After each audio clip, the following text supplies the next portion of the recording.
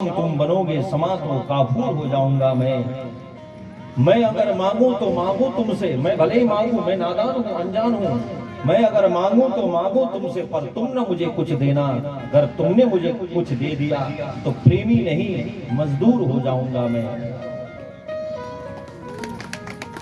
श्री वृंदावन बिहारी लाल की। मजदूरी नहीं, जगत मजूरी देत है क्यों राखे करता, ऐसे श्री सुदामा जी महाराज जी का पावन चरित्र है। कुछ नहीं, कोई शिकायत नहीं, केवल परमात्मा। जितनी गरीबी बढ़ रही है उतना प्रेम बढ़ रहा है। जितना तू भगवान दुख दे उस दुख को तो मानता ही नहीं भक्त। याद में खोए हैं तो अंतरेगारी।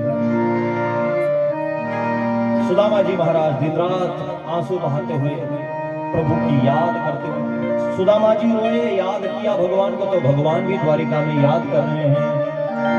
तुम्हारी याद आती है, हमारी जान जाती है, बताओ क्या करें मोरा, बताओ क्या करें मोरा। तुम्हारी याद आती है, हमारी जान जाती है, बताओ क्या करें मोरा, बताओ क्या करें मोरा।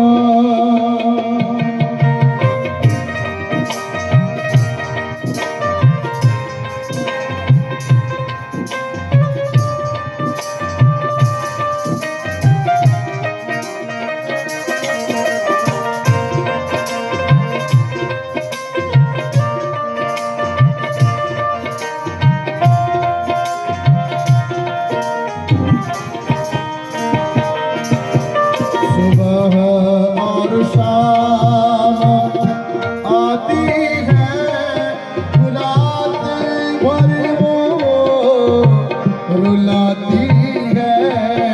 सुबह और शाम आती है, रात भर वो रुलाती है।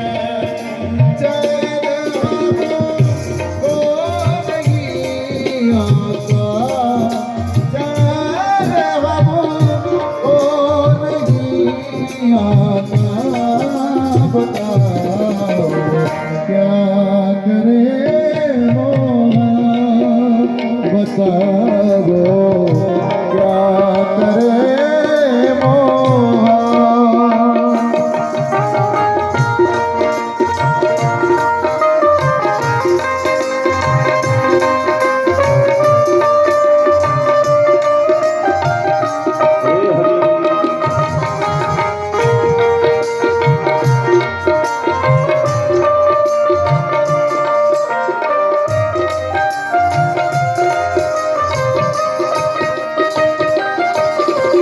तुम बिन श्वास आती है, ना तुम बिन जान जाती है, ना तुम बिन श्वास आती है, ना तुम बिन जान जाती है।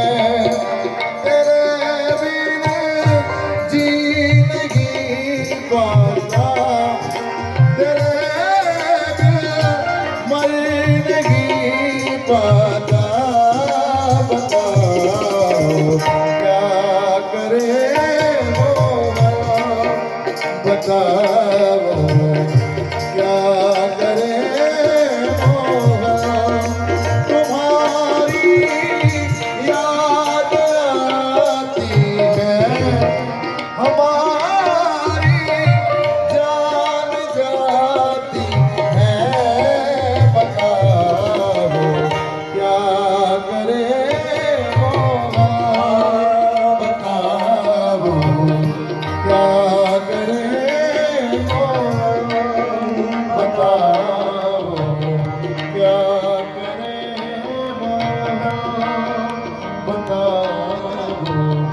क्या करे वो ननु ब्रह्मन् भगवतः सखा साक्षात् श्रियापति ब्रह्मण्यश्च शरण्यश्च भगवान् सत्वतापति। आज सुदामा जी महाराज जी से प्रार्थना करी सुशीला जी ने कि हमने सुना द्वारिकाधीश श्री कृष्ण एक संत आए, सुबह सुबह उन्होंने भिक्षा मांगी और उनको मैंने जब कहा कि हमारे घर में कुछ नहीं तो उन्होंने बताया आपके परम मित्र श्री द्वारिकाधीश श्री कृष्ण गुरुकुल के मित्र हैं, जाओ ना इतना देंगे कि हमारी तो पीढ़ियों की गरीबी खत्म हो जाएगी। तो महाराजा धीराज हैं। सुदामा जी बोले देवी बचपन का मित्र है और धन मिलने के बाद धनवान हो जाने के बाद बड़ी पद पदवी में जाने के बाद कहाँ कोई याद करता है किसी को। मैं तो पुराना बचपन का गरीब एक ब्राह्मण। नहीं मैंने सुना है कि भले ही जीव उनको भूल सकता है पर ईश्वर कभी नहीं भूलते। उन्होंने आपको एक बार अपना कहा है, हमने सुना है जिसको एक बार अपनाते उसको कभी भूलते नहीं। वो परमात्मा, यही तो फर्क है जीवात्मा और ईश्वर में, परमात्मा में। इसलिए आप अरे बचपन के मित्र कभी आपका, मैं ये थोड़ी ना कह रही हूँ कि बिल्कुल मांगने जाओ, क्योंकि सुशीला जी समझ गए ये बड़े कट्टरवादी हैं। तो 5 घर से 6ठे घर कभी नहीं गए मांगने का नाम लूंगी तो वो जाएंगे नहीं।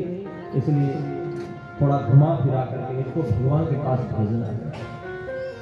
मिलने का नहीं मन करता आपका, आजकल तो बहुत बड़े महाराज हो गए हैं, देवी मिलने का तो बहुत मन करता है। उनके बारे में तूने मेरी एक याद तूने ताजी कर दी। बचपन में गुरुकुल में मेरे पास कुछ नहीं होता था, ओढ़ने के लिए सर्दी शुरू हो गई, ठिठुरता रहता था, रात भर नींद नहीं आती थी। एक दिन अचानक मुझे नींद आई। सुबह बड़ा हैरान था कि मुझे आज नींद कैसे आई, इतनी गर्मी कैसे लग रही है। उठ करके देखता हूँ तो कंबल मेरे ऊपर पड़ा हुआ है, काली कमली डाला हुआ है कोई। मैं हैरान, पूरे गुरुकुल के जीवन भर में मुझे पता ही नहीं लगा कि वो कंबल कौन डाल के जाता था। आज पता लगा कि कंबल मेरे ऊपर डालने वाला और कोई नहीं, मेरा काली कमली वाला ही था। परमात्मा जब करते हैं कुछ हमारे लिए तो हमें पता तक लगने नहीं देते। हम सोए रहते हैं, रात को बरसात करके मेघ चले जाते हैं, इसलिए उनका नाम घन, मेघों को घन बोलते हैं। वो भी काले होते हैं, घन श्याम होते हैं। हमारे ठाकुर का नाम भी इसलिए घन श्याम है कि वो कुछ करता है तो दिखा के नहीं करता। आज पता लगा वो घन श्याम इसलिए है। देवी एक गरीब भीख मांगता हुआ ब्राह्मण घूम रहा था, अचानक उसके पैर में कांटा, भयंकर बबूल का कांटा चुभ गया। निकाल रहा है, निकल नहीं रहा है तो कराह उठा, हे गोविंद, हे दीनबंधु, हे भक्त वत्सल। इतने में तो रथ पर आता हुआ नजर आया गोविंद। दौड़ के आके ब्राह्मण के धूल भरे पैरों को हाथ लगा करके जो कांटा निकालने लगा, निकला नहीं। देवी उसने क्या किया तू जानती है? अपना मुंह लगा करके दांत से काट करके कांटा निकाला, पूरा खून उसके मुंह पर लग गया। ऐसे उसने अपने मित्र का कष्ट मिटाया। और देवी वो अभागा ब्राह्मण और कोई नहीं, ये तेरा ही सुदामा। मेरे जीवन में ऐसा हुआ देवी। पर घर में देखता हूँ कुछ नहीं है, बरसों के बाद अपने मित्र से मिलने जा रहा हूँ, खाली हाथ कैसे जाऊं? सुशीला जी ने कहा आप चिंता ना करो, मैं अभी जाता हूँ, अभी जाकर के मैं कुछ व्यवस्था करती हूँ। और ब्राह्मणियों के यहाँ से जाकर के 4 मुट्ठी चावल मांगने लगी। गरीबी बड़ी गजब की चीज होती है, यहाँ अपने भी पराये हो जाते हैं। आज उन्होंने भी ताने सुनाए, अरे तुम जब देखो तब मांगने चले आते हैं, तुम्हारे पति को कहो ना कुछ काम करे, कुछ करते भी हैं। सुशीला जी ने कहा हाँ मेरे स्वामी करते हैं। क्या करते हैं? बोली मेरे पतिदेव मेरे ठाकुर जी का भजन करते हैं, नाम सुमिरन करते हैं। सुन करके सभी देवियां सब बड़ी हैरान हो गई। धन्य है देवी, तू तो हमसे बहुत आगे है। हम तो अपने पति से केवल ये चाहिए वो चाहिए ऐसी मांग करते हैं, केवल अपनी इच्छा की पूर्ति करती रहती हैं। पर तू धन्य है, वो पत्नी बहुत अच्छी होती है जो पति के सुख दुख में साथ देती है। सुख में भी और दुख में भी साथ देती है, परंतु वो पत्नी सबसे अच्छी होती है जो पति की भक्ति में भी साथ देती है, इसलिए वो धर्म पत्नी होती है। ले जाओ जितना चाहिए वो ले जाओ, ले जाओ। सुशीला जी ने कहा जितना चाहिए नहीं, ज्यादा लेके क्या करना हमने, जितने में साहिब इतना दीजिए जामे कुटुंब समाए। अब मैं भी भूखा ना रहूं और साधु भी भूखा ना रहे, हमें तो उतना दो जितना मेरे गोविंद को पहुंचाना है। 4 मुट्ठी चावल अलग अलग घरों के मांग करके लेके आती है परीक्षित, और 4 मुट्ठी चावल रखने के लिए कपड़ा घर में नहीं मिल रहा है।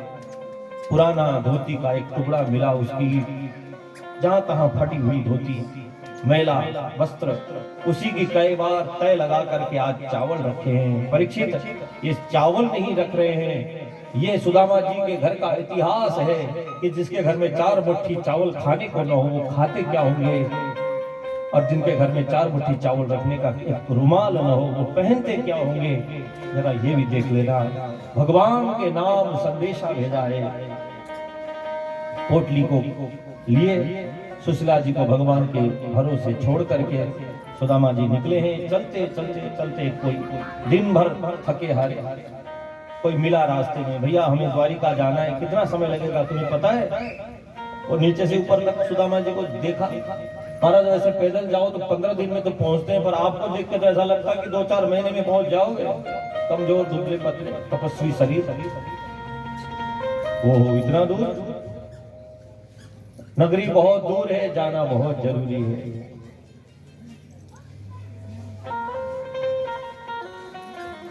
एक पेड़ के नीचे बैठे, नदी का किनारा, पानी पीकर प्यास बुझा करके थोड़ा आराम किया कि नींद लग गई, एकदम सो गए। और भगवान का तो वचन है, जो तू आवे एक पग, थोड़ा चल के तो देख, मैं आऊं पग 60, मैं तेरा हाथ पकड़ने ना आऊं तो मुझे बताना, और भरोसा करके चल। ये कथा जब होनी थी तो आप सब जानते हैं, थोड़ा सा कार्यक्रम डगमगाया, परंतु हमारे राजेंद्र भैया जिनको आप लोग जिंदर भाई बोलते हैं, उन्होंने अपनी धर्मपत्नी, उन दोनों ने मिलकर के बड़ा हिम्मत साहस जुटा करके ये आप सब एक बार इन दोनों के लिए आप लोग एक बार ताली से इनका धन्यवाद कीजिए। इनके विदेश में बच्चे रहे थे, उन्होंने भी इनको हिम्मत दिया कि मम्मी पापा जरूर करो, भागवत की कथा होनी चाहिए। और इनमें आप सभी लोगों ने, उनके बड़े भाई हैं, छोटे भाई हैं, आप पूरे नगरवासी हैं, और हमारे प्रधान जी पंडित जी हैं, पूरा साथ दे रहे हैं, और जितने भी हैं आप सभी माता बहनें भाई आप लोग भी साथ दे रहे हैं ऐसे अनेक कार्यों में। तो आप लोगों को भी बहुत बहुत मैं धन्यवाद देता हूं कि आप लोगों ने इतना सुंदर कार्य भागवत जी का कराया। भगवान के चरणों में हम प्रार्थना करते हैं कि आप लोगों की जिन जिन भावना से आप लोगों ने सेवा की है, और दोनों टाइम लंगर चलाए, हमारे लंगर वाले भैया जी लांगरी जी बड़े भाव वाले होंगे, तो वो सब बच्चे हमारे सब मिलकर के ये इतना सुबह से लेके रात, रात से लेके सुबह 12-12, 1-1 बजे तक ये सब मेहनत कर रहे हैं। तो ये कोई ऐसा भगवान ने आपको चुना है, आप लोग ध्यान रखना, जिनको आगे बढ़ाया है, आप लोगों को सीधा इशारा है कि आप लोग भगवान की नजर में हैं, भगवान के कार्य। और अभी यहाँ तो आए नहीं हमारे पिंकी भैया जी, तो उनका भी हम विशेष धन्यवाद देंगे। तो उन्होंने भी बहुत इसमें अपना साथ दिया है, और भी माता बहनें जिन्होंने भी यहाँ जो इस कथा के होने में बहुत योगदान दिया, हम भगवान से प्रार्थना करेंगे उन सब के लिए। देखिए हम शब्दों से किसी का धन्यवाद तो नहीं कर सकते ज्यादा, पर भगवान से तो जरूर हम प्रार्थना करेंगे। हमारे भागवत बिहारी जिन जिन भक्तों ने सुबह यहाँ पूजा करवाई यजमान बन के शुरू से आज तक, उन लोगों के लिए भी हम विशेष धन्यवाद देंगे, विशेष प्रभु से प्रार्थना करेंगे। यहाँ छोटे से लेकर बड़े सभी भक्तों ने, माता बहनों ने खूब यहाँ सेवा की, हम लोगों की भी बहुत सेवा की है, भोजन रहन सहन सारी व्यवस्था, हम सबको हम बहुत विशेष रूप में धन्यवाद देंगे। और वैसे भगवान की सेवा में जो भी चुने जाते हैं वह भगवान के प्यारे लाडलों को ही भगवान आगे बढ़ाते हैं। तो भगवान के ही आप लोग कृपा पात्र हैं, सदा आप लोगों के जीवन में मंगल रहे, यही मैं आप लोगों को धन्यवाद के शब्द दूंगा।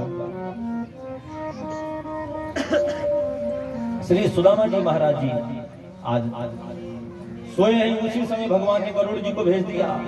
देखो उठा करके ले गए द्वारिकापुरी में छोड़ दिया। द्वारिकापुरी को देख करके हैरान हो गए, नदी के किनारे थे, ये कहाँ गए? किसी को प्रणाम किया, भैया जय श्री राधे, जय श्री राधे महाराज, बताइए क्या सेवा? आप ये बताइए द्वारिका का रास्ता कहाँ से कितनी दूर है, कहाँ है द्वारिका का मार्ग बताओ। हंसने लगा, महाराज द्वारिका में खड़े होकर द्वारिका का पता पूछते हो? और हैरान हो गए, इतनी जल्दी आ गए? तो बताओ यहाँ में हमारा कन्हैया कहाँ मिलेगा हमें? सुनते ही वो हैरान हो गए, कन्हैया कौन है भाई? ये कन्हैया तो वृंदावन में कहा जाता है कन्हैया। सुदामा जी हंसने लगे, क्षमा करियो भैया, हमारा मित्र था, बचपन ही हम कहते थे, बचपन का नाम है कन्हैया, पर वाह को विशुद्ध नाम है श्री कृष्ण। सुनते ही वो हैरान, महाराज आप हमारे भगवान का नाम ले रहे हो, पता है उनका नाम कैसे लिया जाता है? श्री श्री 1008 महाराजाधिराज अखिलांड कोटि ब्रह्मांड के मालिक श्री द्वारिकाधीश श्री कृष्ण चंद्र। सुनते ही सुदामा जी हैरान, राम राम, इतना बड़ा हो गया मेरा मित्र। भैया फिर तो कोई पता चल गया मैं कौन को मिल गए आयो, तो बता दे जरा वहाँ को घर कौन सा है? सुनते ही वो हंसने लगा, महाराज उनका घर पूछते हो? ये जितने महल दिख रहे हैं, ये अट्टालिकाएं, ये महल, ये सब उन्हीं के हैं। कहीं भी चले जाओ तो यहाँ के महाराज हैं, स्वामी हैं, हम उनके दास हैं। भागवत के सुखदेव जी महाराज कहते हैं सीधे रुक्मिणी मैया के महल में गए हैं, पर श्री नरोत्तम दास जी महाराज जी ने बड़ा सुंदर वर्णन किया। शीश पगान झगा तन पे प्रभु जाने को आए बसे के ग्राम। धोती फटी सिलटी दुपटी पायो पान की नहीं सामा। द्वार कड़ो दुज दुर्बल एक रहो चक्षुषो वसुधा अभिराम। पूछत दीन दयालु को धाम अरु बतावत आपनो नाम सुदामा। बोल सुदामा महाराज की। जो सुदामा नाम भगवान ने सुना, भगवान दौड़े, छड़ी लेना भूल गए, मुकुट धरती पर गिर गया, पीतांबर धरती पर गिर गया, दोनों हाथ पसारते हुए सुदामा सुदामा कहते हुए जा रहे हैं। मानो भगवान कहना चाहते हैं जो मेरे लिए इतनी दूर से कृष्ण कृष्ण जपते हुए आ रहा है, क्या मैं उसका नाम थोड़ी देर नहीं जप सकता? जो बिना पगड़ी पहने आया है, कोई मान सम्मान नहीं, तो क्या मैं थोड़ी देर अपना मुकुट नहीं हटा सकता? जो नंगे पांव आया है, क्या मैं थोड़ी देर उसके लिए नंगे पांव नहीं दौड़ सकता? लोग कहते हैं सुदामा जी बड़े गरीब थे, नंगे पांव आए, कोई पगड़ी नहीं, कोई जूती नहीं। भगवान के धाम में क्या कोई जूता चप्पल पहन के जाया जाता है? लोभ और मोह रूपी दो जूती नहीं है। अभिमान की पगड़ी खत्म हो चुकी है, अभिमान की पगड़ी नहीं है। शरीर जर्जर हो चुका है, अर्थात शरीर का मोह खत्म हो चुका है। इसी को सुदामा कहा जाता है। सुदामा सुंदर दाम अर्थात रस्सी भगवान को बांधने के लिए, अथवा भगवान को जिस मोल से खरीदा जा सकता है, दाम मतलब पैसा। भगवान को पाने के लिए जितना जो जिस धन की जरूरत पड़ती है, वो राम नाम धन, वो सुदामा जी के पास है। इसलिए सुदामा जी को गरीब मत बनाओ। सुदामा जी निष्किंचन है, गरीब नहीं है। श्री अम्बरीश जी महाराज चक्रवर्ती सम्राट हैं, पर उनको निष्किंचना नाम कहा, निष्किंचन कहा। इसलिए संत भिखारी नहीं होता, संत भिक्षु होता है, वो गरीब नहीं हो सकता। आज सुदामा जी महाराज जी कहीं भागवत में नहीं लिखा, लोग झांकियां निकाल निकाल करके सुदामा जी का अपमान करते हैं। अरे द्वारपालों गा गा कर भजन सुनो अच्छी बात है, पर झांकी बना के उनका अपमान करना भागवत का अपमान है। कहीं भागवत में लिखा हो सुदामा जी पैसा मांगने गए हो, और तो सुदामा जी को लंगड़ा बना दिया, बताओ कपड़े फटे हुए। ऐसा पता नहीं कहां से दिमाग चलता है लोगों का। सुदामा जी बताओ, कोई एक तपस्वी ब्राह्मण दुबले पतले नहीं होते क्या?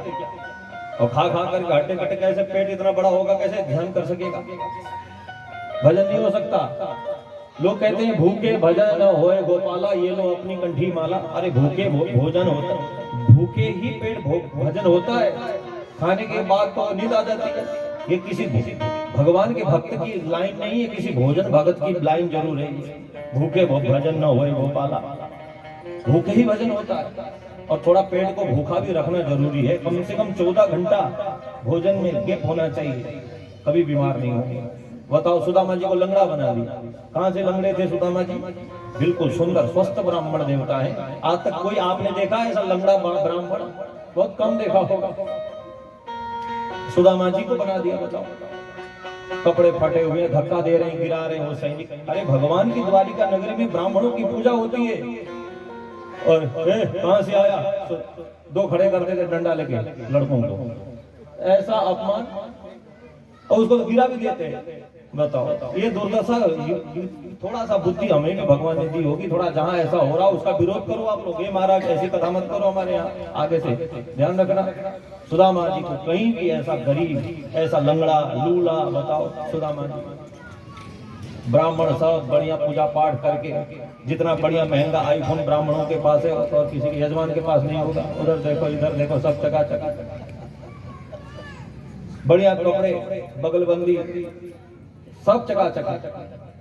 पहले तो शीशा रखने की जरूरत पड़ी, पंडित जी लोग शीशा रखते थे अपनी झोली में। आजकल तो बढ़िया फोन है, उसमें तिलक लगा लेता, बीच बीच में चेक भी कर देगा, ठीक चल रहा है मामला। बोलो जय सिया राम।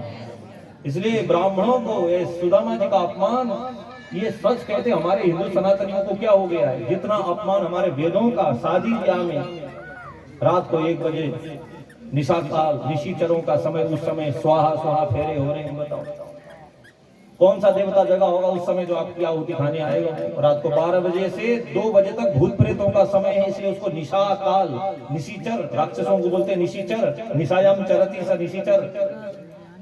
तो रात्रि को 12 बजे से 2 बजे ही फेरे हो रहे हैं सारे, तो इसलिए राक्षसी ब्याह हो रहे हैं। तो घर में पहले ही राक्षस पैदा होता है कि आपस में झगड़ा होकर तलाक हो जाता है। ये सब क्यों हो रहा है? ये सब देवताओं का अपमान करने से ऐसा हो रहा है।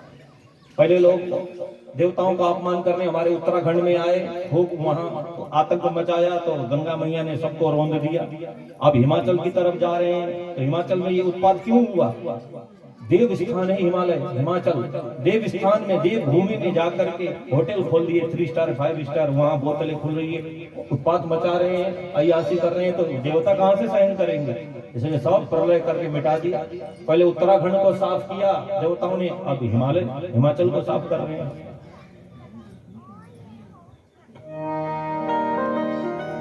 हरिशरणम। आज सुदामा जी महाराज जी का स्वागत कर रहे हैं भगवान।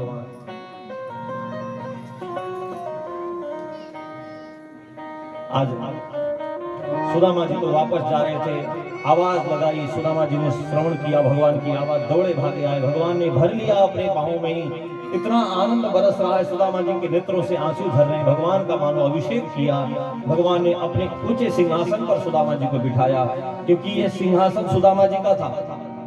ये सिंहासन सुदामा जी का था, और कैसे था यहाँ नहीं बता पाएंगे, लमीना में आ जाना, वहां सुनाएंगे। जिसको सुनना हो, इतना समय भी नहीं है, तो लमीन पंडोरी में आएंगे तो ये कथा सुनाएंगे कि सुदामा जी का सिंहासन फिर भगवान द्वारिकाधीश का कैसे था। तो इसकी बड़ी दिव्य कथा है, तो आप लोगों को वहां सुनाएंगे।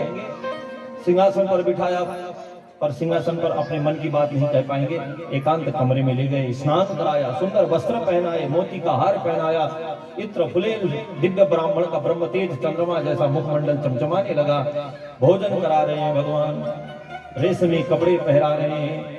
ऐसा दिव्य गद्दा था, हाथी के दांत का बना हुआ पलंग था, जिसमें रुक्मिणी मैया शयन करती है। शुभ्र सुकोमल सैया पर शयन कराया सुदामा महाराज जी को। ऐसा लग रहा है कि मैं तो स्वर्ग में ही आनंद के सिंधु में सरावर हो रहा हूँ, स्वर्ग पहुंच गया। रात को भगवान चरण दबा रहे हैं। रुक्मिणी जी ने देखा, राम राम, द्वारिकाधीश भगवान नारायण जी के चरण दबा रहे हो, ये कोई साधारण ब्राह्मण नहीं हो सकते। अपने हाथ से पंखा उठा करके पंखा करने लगी। देखो परीक्षित, कौन कह सकता है सुदामा जी गरीब हैं? जिसके चरणों की सेवा लक्ष्मी नारायण करने में जुटे हों, वो गरीब है, वो निर्धन है। आज भोजन करके तिलक करने लगे तो देखा, लिखा हुआ था श्री क्षय, निर्धन गरीब कंगाल, धन के मामले में बाहरी, धन के मामले में श्री अर्थात लक्ष्मी, क्षय उल्टा कर दिया। उल्टा क्या होगा? क्षय का उल्टा होता है यक्ष श्री। यक्षराज कुबेर के समान जितनी संपत्ति है उतने तुम बन जाओ, तिलक कर दिया। जो संपदा शिव रावण ही दीन दिए 10 माथ। 10 सिर काटने के बाद भोलेनाथ ने जो संपत्ति रावण को दी थी, सो संपदा विभीषण ही सकुचि दीन रघुनाथ। समंदर का जल मंगा करके तिलक कर दिया और कहा, हे लंकेश, पहले ही लंकेश, रावण मरा ही नहीं, पहले ही लंकेश बना दिया। ऐसे हैं भगवान हमारे। 3 दिन रहे, उसके बाद भगवान ने कहा कुछ लाए नहीं, भाभी जी ने हमारे लिए कुछ नहीं भेजा, संकुचित हो गए। 56 भोग 3 दिन से खा रहा हूँ, मखमली गद्दे पर सो रहा हूँ, ये भिखमंगे 4 घरों के चावल तो अलग समझ में आएंगे, कैसे दूं? क्या बोलेंगी रानियां, क्या बोलेंगे दास, सहना होगा मित्र को किस किस का उपहार। तो कैसा भिखमंगा बंगाली मित्र है इनका, ऐसा गाता है। इसलिए छुपाने लगे। भगवान ने छीन करके चावल की पोटली खोली तो देखा चावल ऐसे दिव्य थे, क्योंकि भक्ति से सने हुए चावल का रंग सफेद होता है। तो भक्ति के सने हुए चावल देख देख करके आंसू गिरे। हथेली में चावल के दाने और पानी गिर गया है। क्या होता है बोले संकल्प। आप लोगों ने पूजा करवाई होगी तो पंडित जी हाथ में जल और चावल देके संकल्प करवाते हैं ना, तो आज भगवान के नेत्रों से जल गिरा। सुदामा जी के प्रेम के तंदुल हाथ में है, संकल्प कर रहे हैं भगवान, रुक्मिणी इन चावलों को मेरे भंडार में डाल देना, कभी खत्म नहीं होनी चाहिए। आगे से मैं कभी भी भोग लगाऊंगा या तो तुलसी दल पड़ा हुआ भोग लगाऊंगा या सुदामा जैसे प्रेमियों के चावल खाऊंगा मैं। इसलिए भिलनी के बैर सुदामा के तंदुल, भिलनी के बैर सुदामा के तंदुल, रुचि रुचि भोग लगाए, सबसे ऊंची प्रेम सगाई, ऊंची प्रेम सगाई, सबसे ऊंची प्रेम सगाई।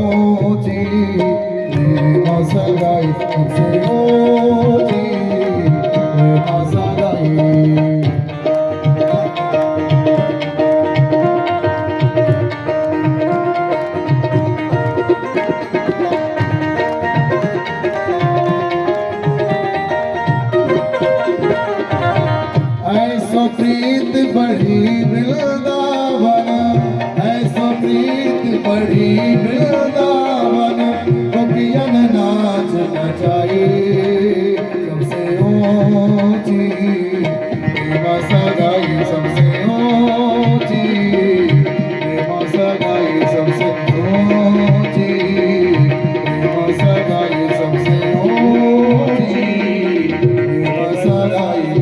बोले भक्तवत्सल भगवान की जय हो।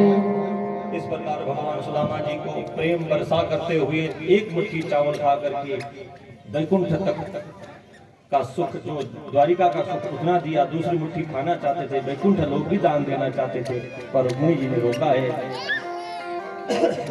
सबको आशीर्वाद रानियों को देकर के 3 दिन के बाद सुदामा जी वापस आए। वापस आके तो देखते हैं कि कहीं मैं घूम फिर के मैं द्वारिका तो नहीं चला आया। इतने में तो सुशीला जी ने सुंदर श्रृंगार करते हुए आके सुदामा जी का स्वागत किया। तब सुदामा जी को पता चला ये तो सुदामा पूरी बना करके द्वारिका पूरी के जैसे दान दिया भगवान ने। तब बड़े हैरान हुए, अपने भक्त को भगवान क्या देते हैं। अपना प्रेम तो देते ही देते हैं, पर भक्ति की परीक्षा थोड़ी जरूर होती है। परीक्षा थोड़ी भगवान जरूर लेते हैं। आप गर्मी के दिन में 50 रुपए का मटका भी खरीदते हो घड़ा, तो 10 बार ठोक बजा करके देखते हो कि छेद तो नहीं है, सुराग तो नहीं है, तब लेते हो। ऐसे भगवान जिसको अपनाते हैं क्या उसकी परीक्षा नहीं लेंगे? थोड़ी परीक्षा जरूर होगी। पर ध्यान रखना, भगवान अपने लिए परीक्षा नहीं लेते। भगवान को परीक्षा लेने में कोई खुशी थोड़ी ना मिलती है, पर परीक्षा इसलिए ली जाती है क्योंकि भक्त की कीर्ति फैले। यदि मीराबाई जी को राणा ने जहर न दिया होता, उसकी ननद उसको न परेशान करती, तो मीराबाई जी की इतनी महिमा थोड़ी ना होती। तो परीक्षा हमारे लिए होती है, भक्तों के लिए ही परीक्षा है, भगवान के लिए नहीं। ताकि जैसे सोने को खूब उसको आग में तपाया जाता है तो सारी मैल उसका कचरा निकल जाता है, तब सोना चमकता है। ऐसे ही हमें यदि ताप मिल रहा है, कष्ट मिल रहा है, चमकाने के लिए है, न कि उसको खराब करने के लिए। भगवान भक्तों को और आगे बढ़ाने के लिए। हो सकता है इसमें आपको बिजनेस में नुकसान हो, कोई परिवार में नुकसान हो, पर भक्त को पीछे नहीं हटना चाहिए, कभी भी आगे बढ़ना है। इस बात का, इन कथाओं का सार ही यही है। सुदामा जी की भक्ति का प्रभाव क्या हुआ? भगवान तो मिलेंगे ही मिलेंगे, धाम तो मिलेगा ही मिलेगा, पर यहाँ पे भी सुख मिलेगा, यहाँ भी सुख वहां भी सुख। इस प्रकार सुदामा जी का पावन चरित्र है। हे परीक्षित, भगवान का परिवार 56 करोड़ का हो गया। यदुवंशी थोड़े अभिमानी हो गए, पृथ्वी का भारी बन गए, इसलिए भगवान ने मन बनाया, दुर्वासा ऋषि ने श्राप दे दिया, सारे यदुकुल का नाश हो गया। चतुपंचा अवशेषा, 4-5 यादव ही बचे रहे। भगवान एक पीपल पेड़ के नीचे बैठ गए आसन लगा करके। भगवान के लाल लाल तलवे हैं, लाल तलुओं को हिरण समझ लिया एक शिकारी ने, और हिरण समझ के तीर मारा, पर भगवान को देखा तो क्षमा मांगने लगा। भगवान ने कहा, तुम चिंता मत करो, मेरा जाने का समय आ गया। आकाश में देवता तैयार है, आरती की थाली, नंदन वन की पुष्प लेकर के, कल्पतरु के, कल्प वृक्ष के फूलों से भगवान का स्वागत कर रहे हैं। आकाश से सुमन वर्षा हो रही है। भगवान का शरीर दिव्य तेज रूप में प्रकट हुआ, और श्रीमद् भागवत, जो कथा आप लोगों ने जिस ग्रंथ की कथा सुनी है, इसी ग्रंथ में एक रूप में भगवान धाम गए हैं, कलयुग में एक रूप में कहीं नहीं गए। आज भी भगवान की कथा जब तक है तब तक भगवान हमारे पास ही है। ये आप कलयुग की विशेषता है। हम बड़े भाग्यशाली जीव हैं जो हमारा जन्म कलयुग में हुआ, इस बात को ध्यान रखना। हमारा जन्म कलयुग, किसी युग में इतने संत हुए, सूर, नरसिंह, कबीर, मीराबाई, नानक देव जी महाराज, कैसे कैसे महापुरुष जन हुए, ये सब कलयुग में ही हो सकता है। इसलिए कलयुग समान युग नहीं, जो नर कर विश्वास, रामी ही सुमरिए, गाइए राम ही।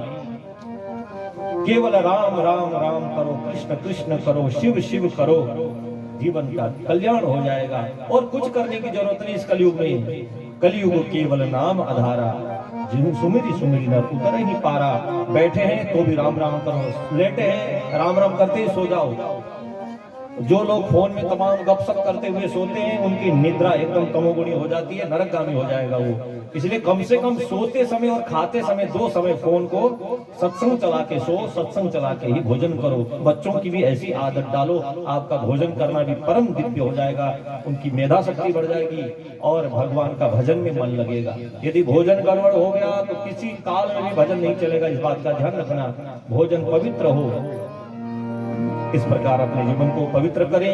आज भगवान ज्योति स्वरूप में तेनेयम वांग्मयी मूर्ति, भगवान की वाणी रूपी मूर्ति है भागवत की कथा। पहले दिन भी यही बात कही थी। व्यास जी ऐसे कलाकार हैं जिन्होंने कोई पत्थर की, संगमरमर की मूर्ति नहीं बनाई, कोई मिट्टी की मूर्ति नहीं बनवाई, केवल अपनी लेखनी से शब्दों की मूर्ति बनाई है, शब्दमयी मूर्ति है। ये कवि, इसका नाम अक्षर ब्रह्म है।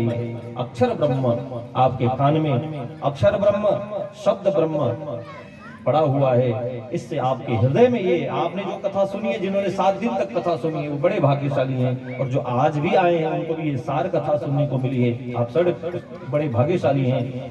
इसका पता अभी आप लोगों को नहीं लगेगा कि इसका क्या फायदा होगा, पर अंतिम समय में आप लोग भगवान के दरबार में आए हो। जो भगवान के दर पे आता है, एक दिन भगवान उससे मिलने उसके घर पे आएंगे। जो उस सांवरे को सदा ढूंढता है, एक दिन सांवरा उसे ढूंढता है। इसलिए आप सबके भाग्य की कितनी सराहना करें। आप सबको मैं विशेष धन्यवाद दूंगा। आप जैसे श्रोता न मिले तो हम वक्ता काहे के बनेंगे। आप लोग प्रेम से ऐसे याद करते हैं, बुलाते हैं, तो हमें कथा सुनाने का, खुद सुनने का भी सौभाग्य मिलता है। सदा भगवान आप लोगों के मन में ऐसे ही प्रेरणा भरते रहें, कृपा बरसाएं रखें। भगवान सबके घर में मंगल करें। इसी कामनाओं के साथ उमरपुर वाले भक्तों को विशेष धन्यवाद, बहुत बहुत विशेष आप सबको मैं धन्यवाद करूंगा। उमरपुर वाले भक्तों को देख करके जो भी आसपास में कोई भक्त लोग आते हैं, तो आप लोगों के मन में भी भागवत के प्रति प्रेरणा जागे।